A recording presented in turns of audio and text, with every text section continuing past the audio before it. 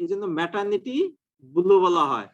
প্রতি 3 জনের মধ্যে 2 জনের ভিতরে অর্থাৎ 60 to 66%, 60 to 70% মহিলাদের ভিতরে ডেলিভারির পরে কারো না কারো এই মৃদু টাইপের বিষণ্ণতা দেখা দিতে পারে।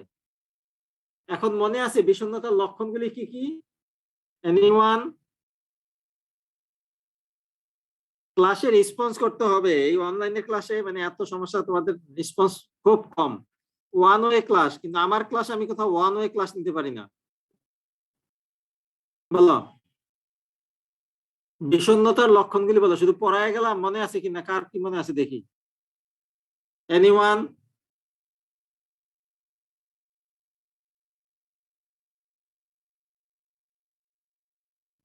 তাহলে আমি নাম ধরে ডাকি। গোলাম মাওলা রাকিব?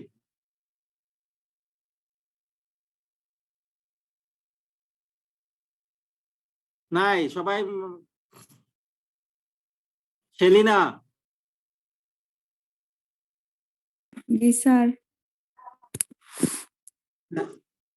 হ্যাঁ বলো, বিষণ্ণতার যে লক্ষণগুলি বলছিলাম সেই লক্ষণগুলি কি কি বলো, মনে আছে? স্যার ডিপ্রেশন হলে স্যার খাওয়া দাওয়া করবে না, ঘুম হবে না, তার কোনো কিছুতে ইন্টারেস্ট পাবে না, কনসেন্ট্রেশন থাকবে না। আচ্ছা, ভেরি গুড। তাহলে এই যে ডেলিভারির পরে যদি মায়েদের ভিতরে এই ধরনের হালকা বিষণ্ণতার লক্ষণ দেখা দেয়, তাহলে এটাকে বলা হয় ম্যাটারনিটি ব্লু। এখন এই ম্যাটারনিটি ব্লুর ওই যে বিষণ্ণতার যে লক্ষণগুলি, সবগুলি লক্ষণই থাকে কিন্তু কম মাত্রায় থাকে, অথবা অত সিভিয়ার থাকে না, অথবা দেখা যাচ্ছে 9টার ভিতরে হয়তো দেখা যাচ্ছে 1টা 2টা 3টা আছে, পুরো 5টা এভাবে হয় না আর কি। তাহলে এই যে বিষণ্ণতার লক্ষণগুলি, এইটা দেখে আমাকে বুঝতে হবে তার ম্যাটারনিটি ব্লু আছে কিনা। এখন এই ম্যাটারনিটি ব্লুর কারণগুলি কি কি, সেই আগের মতো বায়োলজিক্যাল, সাইকোলজিক্যাল, সোশ্যাল। এখানে বায়োলজিক্যালের ভিতরে অতিরিক্ত কি যোগ করতে হবে বলতো? বায়োলজিক্যাল কারণ কি কি ছিল?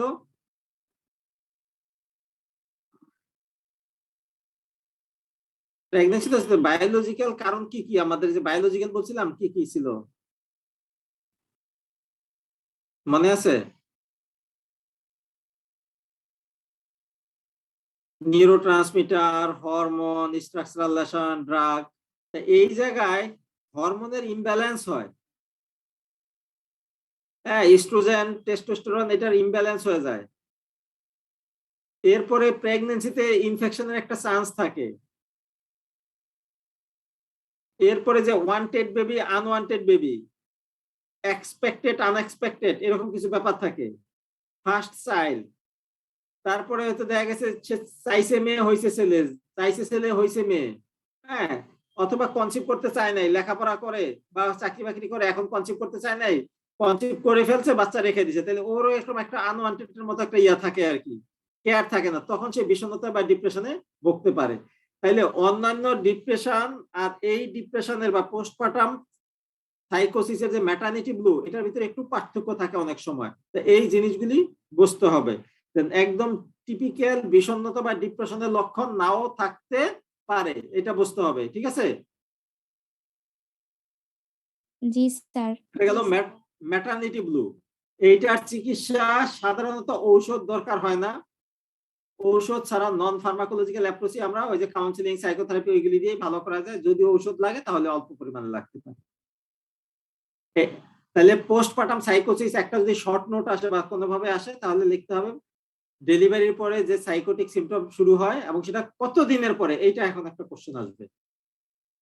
আমি কতদিন পর্যন্ত এটাকে পোস্টপার্টাম সাইকোসিস বলবো আর কতদিন না হইলে এটা বলবো না, কারো কোনো ধারণা আছে কিনা বলো? ডেলিভারি হয়েছে 6 মাস আগে, এখন তার মানসিক সমস্যা দেখা দিল, এটা কি আলাদা মানসিক সমস্যা না ডেলিভারির জন্য মানসিক সমস্যা বলো? মানে আলাদা। আলাদা। তাহলে ডিউরেশনের ব্যাপার থাকে। তাহলে Delivery- কত দিনের মধ্যে হইলে এটা আমরা ওই রোগের ভিতরে ধরবো, পোস্টপার্টামের ভিতরে ধরবো? স্যার ডেলিভারি যে ডিপ্রেশনটা থাকবে আর কি, ওইটাকে ধরবো আর ডেলিভারি কত দিনের মধ্যে? জানি না হুম, স্যার। সুমাইয়া বলো আব্বু, সর্বোচ্চ কি হবে? ভুল হইতে পারে, আর ভুল হইলে তো জেল ফাঁসি কিছু নাই, পরীক্ষা নাম্বার নাই, বলতে অসুবিধা স্যার কি? 1 থেকে 1.5 মাস। স্যার 2 মাস। এই তো একটা কিছু বলে যে 1 থেকে 1.5 মাস, এটা তো অন্যায় কিছু না। 1 থেকে 1.5 মাস কে বলে 1 মাস।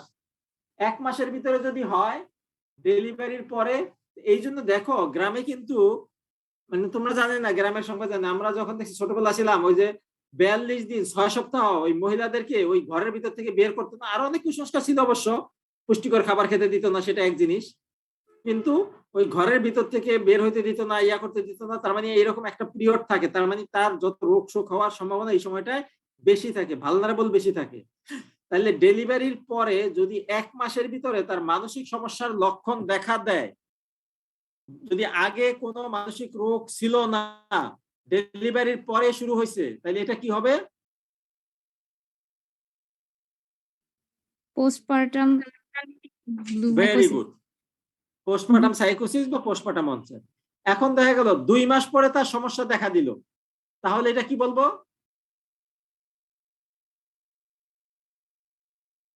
স্যার অন্য কারণে ডিপ্রেশনে আছে। তার মানে অন্য কারণে সাইকোসিস বা অন্য কারণে ডিপ্রেশন। Very good. এখন দেখো পোস্টপার্টামে শুরু হইলো, শুরু হওয়ার পরে এটা চলতেই আছে,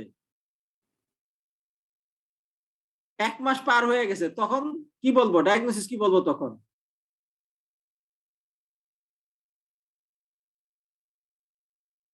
একটু কমপ্লিকেটেড নাকি? শুরু হয়েছে 1 মাস আগে, শুরু হয়েছে 1 মাসের আগে, কিন্তু এখন 4 মাস পার হয়ে গেছে, তাও ভালো হয় নাই, মানে এখনো রোগটা আছে, তাহলে এখন কি বলবো? এই ডিপ্রেশনে এখন কি বলবা?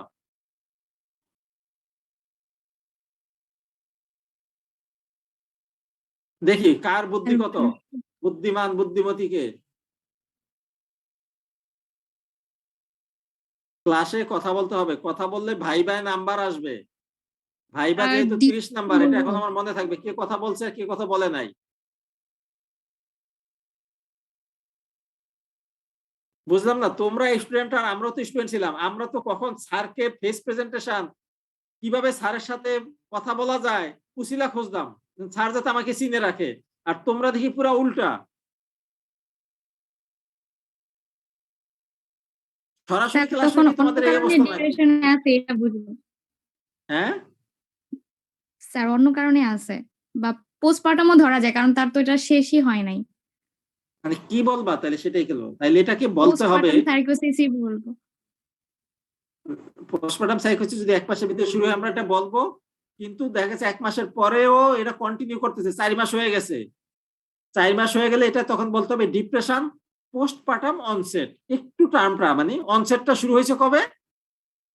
পোস্টপার্টাম। পোস্টপার্টামে শুরু হয়েছে, এখনো আছে। তাইলে এটা বলতে হবে major depressive disorder postpartum onset. ঠিক আছে, জাস্ট এই জিনিসটা একটু বলার জন্য। ওকে। এখন দেখা গেল তার ডেলিভারির 1 মাস পরে, 1 মাস পর্যন্ত ভালো ছিল, এরপরে তার রোগ হইলো, ডিপ্রেশন হইলো বা সাইকোসিস হইলো, তখন সেটা হয়ে যাবে আলাদা, তখন সেটা অন্যান্য যে রোগের মতো সেই রোগের সাথেই তুলনা করতে হবে। তাহলে অন্যান্য রোগের সাথে যদি তুলনা করতে হয়, তাহলে এইটা আবার এখানে আলাদা করে পড়ার দরকারটা কি বলতো? এক মনে করো কারো 2 মাসের পরে, ডেলিভারির 2 মাস পরে তার ডিপ্রেশন শুরু হইলো, আর আরেকজন তার হাজবেন্ডেরও মনে করো ডিপ্রেশন, বা আরেকজন রিলেটিভের, তাহলে এই যে মহিলার 2 মাসের পরে শুরু হইলো, এইটাকে আমাকে আলাদা করে পড়ার দরকারটা কি? দেখি বুদ্ধিতে কি বলে। কারণ স্যার একটা পোস্টপার্টাম হিস্টরি আছে তার, তখনও হচ্ছে পোস্টপার্টাম সাইকোসিস, মানে যেহেতু ডেলিভারি আর হয়েছে এরকম একটা হিস্টরি থাকবে। আর কি?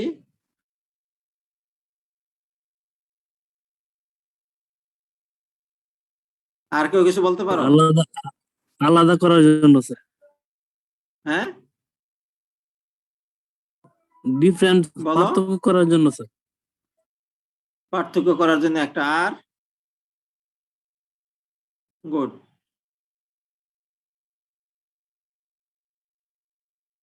আর একটা সহজ জিনিস কিন্তু বলতে পারতেছো না, বলার পরে বলবো স্যার এটা তো সহজটা বলতে পারলাম না। পোস্টপার্টামের যে ম্যানেজমেন্ট, চিকিৎসা আর অন্য সময়ের চিকিৎসা একটু ডিফারেন্ট, কারণ ওখানে কি সে ল্যাকটেটিং মাদার, তার বাচ্চা আছে, ছোট বাচ্চা, তাকে ওষুধ দেওয়ার ব্যাপারে একটু সতর্কতা অবলম্বন করতে হবে, কিছু কিছু ওষুধ দেওয়া যাবে না, এই যে ম্যানেজমেন্টের এইটা একটু আলাদা আছে। অনেক সময় লক্ষণ আলাদা হয়, তাহলে এই জন্য আমাকে আলাদা করে করতে হবে।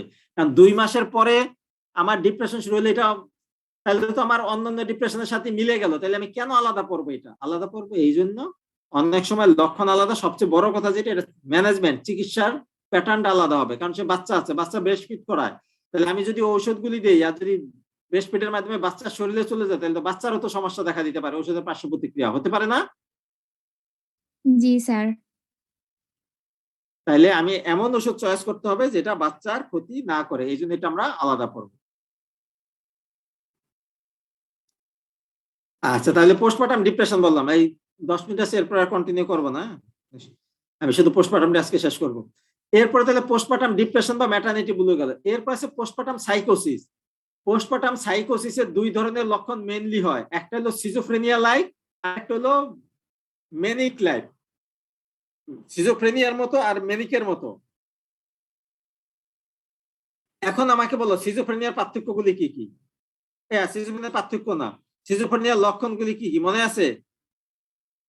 কারণ আগের পড়াগুলি মনে না থাকলে এখন শুধু এটা গল্প দিয়েই মনে হবে, এগুলো এই জন্য সবগুলি পড়া পাশাপাশি দরকার। বলো সিজোফ্রেনিয়ার ক্রাইটেরিয়া বলো, কে বলতে পারে? স্যার হ্যালুসিনেশন হবে, হ্যালোসিনেশন, ভেরি গুড। নিশাত, আর ডিলুশন একটা তো থাকবে, বলো, আর বলো। হ্যাঁ, বলো, 4-5টা বলো। হ্যালুসিনেশন ডিলুশন থাকবে। আচ্ছা, ডিলুশন, হ্যালোসিনেশন, ডিসঅর্গানাইজড স্পিচ ও ডিসঅর্গানাইজড বিহেভিয়ার, ক্যাটাটনিক বিহেভিয়ার, এই জিনিসগুলি থাকবে। কমপক্ষে 2টা লক্ষণ 1 মাস থাকা লাগবে, আর টোটাল ডিউরেশন হইতে হবে 6 মাস। তাহলে এইটা হলো আমার সিজোফ্রেনিয়া লক্ষণ। এই লক্ষণগুলির মতো যদি ডেলিভারির পরে তার এরকম হয়, সন্দেহ, অনেক সময় বাচ্চাকে আঘাত করে বাচ্চাকে মেরে ফেলে, এইরকম লক্ষণ যদি দেখি, তাহলে এইটা আমার মনে হবে যে না, পোস্টপার্টাম অনসেট বা পোস্টপার্টাম সাইকোসিসের সিজোফ্রেনিয়া টাইপ। আবার পোস্টপার্টাম মেনিয়া টাইপ কিরকম? মেনিয়া টাইপ, মেনিয়াতে এই ধরনের লক্ষণ ছিল, দেখা গেছে তার বাচ্চা হয়েছে 1 সপ্তাহ পরে সে কথা বেশি বলতেছে, জিনিসপত্র বেশি করতেছে, স্বর্ণ গয়না যা আছে সবগুলি, আলতা, আটা ময়দা, সুনু, পাউডার, লিপস্টিক, স্বর্ণ সবকিছু সে পড়া শুরু করছে, কথা বেশি বলে, নিজেকে বড় মনে করে। একদম মেনিয়ার যেই লক্ষণ, সেই লক্ষণগুলি দেখা যাইতেছে। তার মানে পোস্টপার্টাম সাইকোসিসের ভিতরে সিজোফ্রেনিয়া লাইক হতে পারে, অথবা মেনিক লাইকও হতে পারে। সেই ডিপ্রেশনের মতো একই কথা। এই জায়গার চিকিৎসা, সিজোফ্রেনিয়া আমাকে চিন্তা করতে হবে, বাচ্চা যেহেতু ব্রেস্ট ফিড করে আমি কোন ওষুধ দিব না, এটা আমাকে চিন্তা করতে হবে। কিন্তু তোমাদের জন্য ওষুধ তো লেখা লাগবে না, ওই বায়োলজিক্যাল, সাইকোলজিক্যাল, সোশ্যাল, তোমরা শুধু এই আগের মতোই একটা ফরম্যাটেই বায়োলজিক্যাল লেখা লিখবা, অ্যান্টিসাইকোটিক কোনটা সেটা দরকার নাই, সাইকোলজিক্যাল, সোশ্যাল। মেনিকের ক্ষেত্রে সেটাই বায়োলজিক্যাল, সাইকোলজিক্যাল, সোশ্যাল। তাহলে এই পোস্টপার্টাম সাইকোসিসে যদি কোনো শর্ট নোট আসে, লেখা যাবে না? জি স্যার, না। জি স্যার। আচ্ছা, আরেকটা যেটা, সেটা আজকে শেষ করে দেই, যদি আরেকটা শুরু করি, শেষ না করতে অন্তত শুরু করি। তাহলে পোস্টপার্টাম সাইকোসিসের বেশিরভাগ ক্ষেত্রে শর্ট নোট আসে, এটা আমাদের জানতে হবে। আরেকটা হলো ডিলুশনাল ডিসঅর্ডার। আমরা হয়তো আগে আরো বলেছি, কেউ বলতে পারবে ডিলুশনাল ডিসঅর্ডার কি?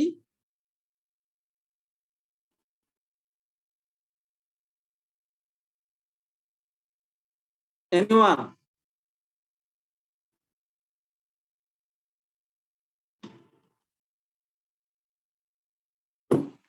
আমি কথা বললে যদি আল্লাহ বাঁচায় ভাই ভাই, আমি মার্ক এগুলি ঠিক করে রাখবো, কে কথা বলছে ভাই ভাই, তখন খারাপ হইলো।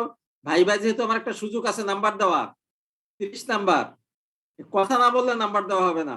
মানে নাম্বার দেওয়া হবে না মানে ওই যে গ্রে, মানে বোনাস নাম্বার যেটা বেশি নাম্বার, সেটা পাওয়া যাবে না, কথা বলতে হবে ক্লাসে।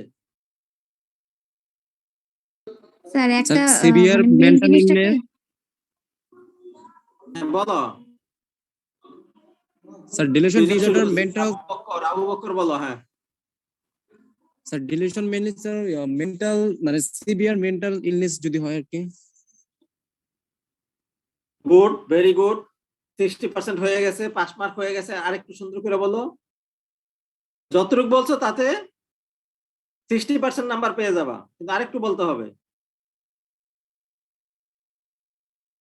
স্যার সে রিয়াল জিনিসটাকে কাল্পনিক কিছু মনে করবে, একটা কলম ছুরি মনে করবে। এটা কি ডিলুশন? হ্যাঁ, কলবকে ছুরি মনে করা সেটা কি ডিলুশন না Illusion. ইলিউশন?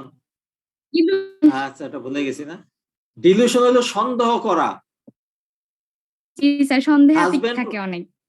হাজবেন্ড ওয়াইফকে সন্দেহ করে, ওয়াইফ হাজবেন্ডকে, বয়ফ্রেন্ড গার্লফ্রেন্ডকে, গার্লফ্রেন্ড বয়ফ্রেন্ডকে সন্দেহ করতে থাকে, মনে করে তার খাবারের সাথে শুধু একটাই লক্ষণ যদি থাকে। সিজোফ্রেনিয়াতে কয়টা লক্ষণ ছিল?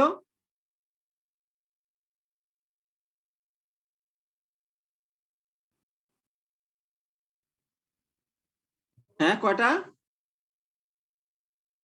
টোটালে কয়টা ছিল? 5টা। Very good. তো 5টার ভিতরে প্রথমটা কি ছিল? ডিলুশন। জি স্যার। আর ডিলুশনাল ডিসঅর্ডার শুধুই মাত্র ডিলুশন থাকবে, আর অন্যগুলি থাকবে না, এটাই পার্থক্য। শুধু সে সন্দেহ করবে। আর সিজোফ্রেনিয়াতে সন্দেহ করবে, কানে গাইবে, আওয়াজ শুনবে, নিজের শরীরে যত্ন নিবে না। তার মানে ডিলুশনাল ডিসঅর্ডার যেটা, এটার বড় ভাই কে?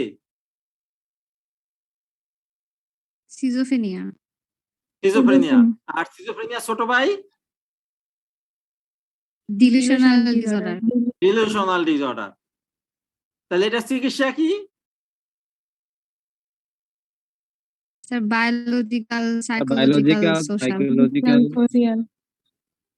বায়োলজিক্যালে কি দিবা? Antipsychotic drug. Very good. Antipsychotic কেন বললা? স্যার সাইকোসিস থাকবে এই জন্য। এটা যেহেতু মেজর মেন্টাল ইলনেস বা সাইকোসিস, এই জন্য আমি অ্যান্টিসাইকোটিক দেব। এই তো, পড়া কি খুব কঠিন? তোমরা যে কথা বলো না, এটাই মানে এটাই হলো বড় সমস্যা। মানে একদম সবার শুধু নাম দেখা যায়, কিন্তু কোনো রেসপন্স নাই, কথা নাই। আর হয়তো বেশি দিন এটা চলবে না এভাবে। তাহলে পরীক্ষা যদি ডিলুশনাল ডিসঅর্ডার আসে, লেখা যাবে না? ডিলুশনাল ডিসঅর্ডারের একটা এই লক্ষণটা সিজোফ্রেনিয়াতে কতদিন ছিল? 6 মাস। এটা 1 মাসের বেশি যদি থাকে এবং সারা দিন চিন্তা চেতনা, ধ্যান ধারণা, কাজকর্ম সবকিছুতে যদি ব্যাঘাত ঘটে, তাহলে সেটা ডিলুশনাল ডিসঅর্ডার হবে। এখন হাজবেন্ড ওয়াইফকে একটু সন্দেহ করলো, ওয়াইফ হাজবেন্ডকে একটু সন্দেহ করলো এবং সন্দেহের কারণ থাকে, তাইলে কি ডিলুশনাল ডিসঅর্ডার হবে? না স্যার। না স্যার। না স্যার। আচ্ছা, যখন কোনো কারণ খুঁজে পাওয়া যাবে না, আসলে কোনো কারণ নাই, কিন্তু সে সন্দেহ করতেছে, আর কোনো তার সমস্যা নাই, কাজকর্মে ব্যাঘাত ঘটতেছে, সারাদিন সেটা নিয়েই থাকে। হাজবেন্ড অফিসে গেলে অফিসে কলিগদের লাগায় দেয়, খোঁজ নেয়। আবার যদি ওয়াইফের রোগ থাকে, মানে হাজবেন্ডের রোগ থাকে, হাজবেন্ড দেখা গেছে অফিস থেকে আবার বাসায় এসে দেখলো স্ত্রী কারোর সাথে কথা বলে কিনা। এই জন্য আমি অনেক রোগী পাইছি বাসায় এসে সিসিটিভি লাগায় রাখে, যেন স্ত্রী কার সাথে কথা বলে, এটা দেখার জন্য। তার মানে এত ডিলুশন, অন্য কোনো সমস্যা নাই, শুধু এইটাই।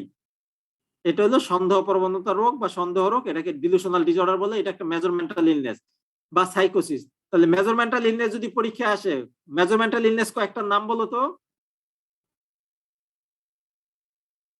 স্যার সিজোফ্রেনিয়া, ডিলিউশনাল ডিসঅর্ডার, তারপর হচ্ছে স্যার যে পোস্টপার্টাম সাইকোসিস। Very good. আরেকটা বলো।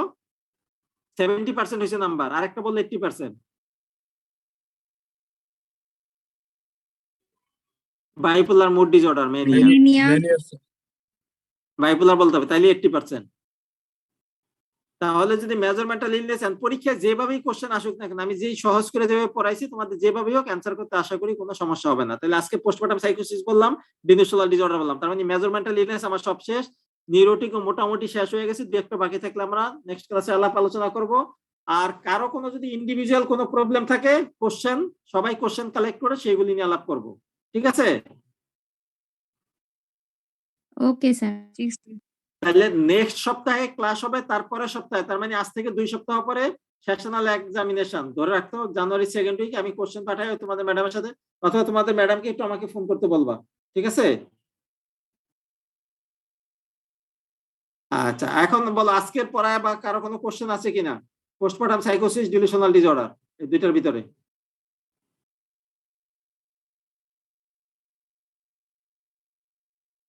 এনিওয়ান?